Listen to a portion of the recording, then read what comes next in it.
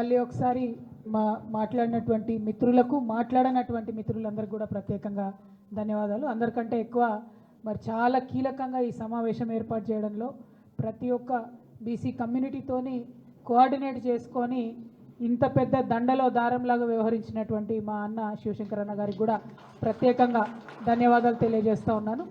మరి ఇవాళ మేమందరం పదే పదే చెప్పినటువంటి మాట ఒకటే, మీరేదైతే మాట ఇచ్చిండ్రో లోకల్ బాడీ ఎలక్షన్స్కి వెళ్ళే కన్నా ముందు బీసీల రిజర్వేషన్ ఇవ్వకుండా వెళ్ళడానికి లేదు.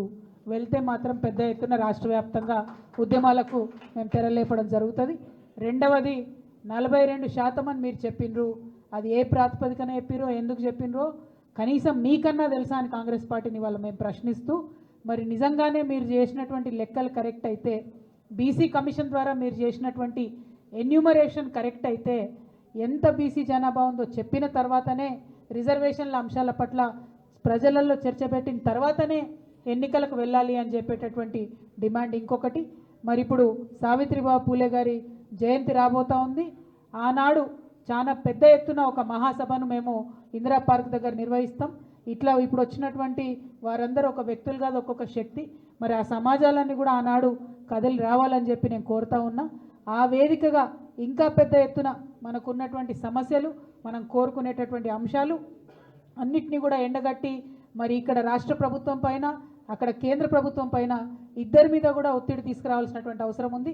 కేంద్రంలో ఉన్నటువంటి బీజేపీ ఇవాళ జనాభా గణన చేస్తే తప్పకుండా అందులో కులగణన ఉండాలి.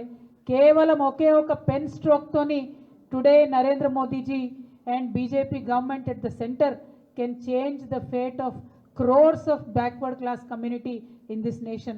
So we demand a column for a caste census should be included in the census that is going to be conducted next year. We demand from Telangana, among all these BC communities, we demand that the caste census should be done in this country. That can give us political representation, that can give us jobs, that can give us funds for the upliftment of these BC communities. So that is our fundamental demand. అదేవిధంగా రాష్ట్రంలో మరి ఏదైతే Congress party కామారెడ్డిలో ఇచ్చినటువంటి declaration ఉందో దాన్ని యథాతథంగా అమలు చేయాలని చెప్పి డిమాండ్ చేస్తూ ఉన్నాం. అంతకుముందు ఉన్నటువంటి ప్రభుత్వంలో బీఆర్ఎస్ ప్రభుత్వం చేపట్టిన అనేక కార్యక్రమాలను అర్ధాంతరంగా అర్థం లేకుండా నిలిపివేసినటువంటి పనులన్నీ కూడా సాఫీగా కొనసాగించాలి.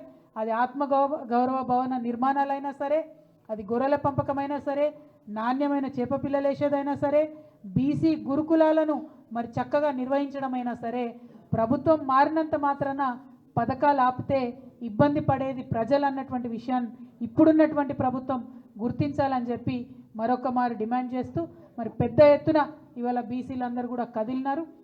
బహుజనులందరూ కూడా కదిలితే మరి ఎట్లా ఉంటుంది అనేటటువంటి విషయం ఇవాళ ఒక ట్రైలర్గా శాంపుల్గానే చూపిస్తూ ఉన్నాం. దీన్ని తప్పకుండా సినిమా అన్నది మీకు 3వ తారీఖు నాడు, జనవరి 3వ తారీఖు నాడు ఇందిరా పార్క్ దగ్గర ప్రదర్శిస్తాం.